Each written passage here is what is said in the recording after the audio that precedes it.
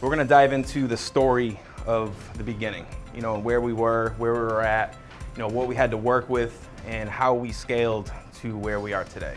And our story is a unique story that, literally started in a basement, right? Me and Josh didn't know each other. 2009, we were, in separate states. We both in 2009 had a choice, right? We had two paths. We wanted to go down the right road or the wrong road. And we both fortunately took the right road. I'll fast forward a little bit. 2011, I owned a pawn shop. So that entrepreneur that I started a pawn shop, and we hired Josh. I worked with Josh's brother.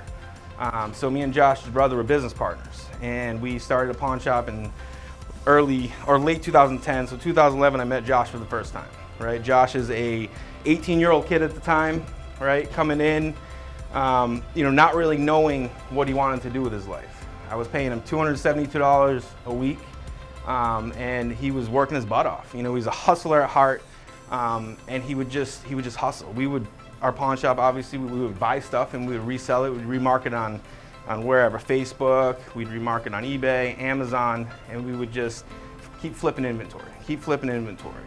And one day came where Josh was on Facebook, and he was scrolling through Facebook trying to find some inventory to flip, and he noticed a guy was looking to open a restaurant. And Josh had worked at Direct Capital, Balboa, and a few other companies, so he had the equipment background.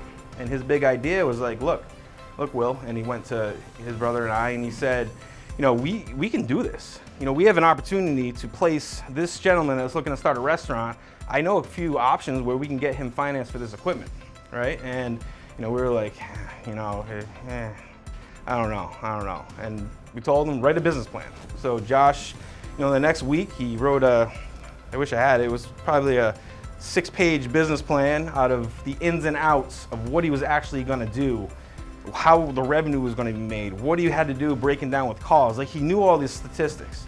And he came to us, he pitched us, and we gave him $3,000.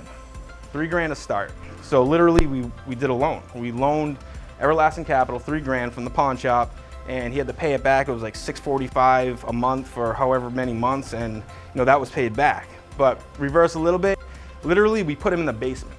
In the basement, if you guys saw this basement, it was just literally, when I say dreary, there was no windows down there. It was November, so it was 40 degrees. He had literally a puffy jacket on, if you can picture a puffy jacket with a headset on, with a pawn phone. We had a phone in the shop that we took down. Pawn phone, a pawned computer. The table was like a 1950s like Art Deco. It was a mess. But he started down there, and he stayed down there, and he just made calls.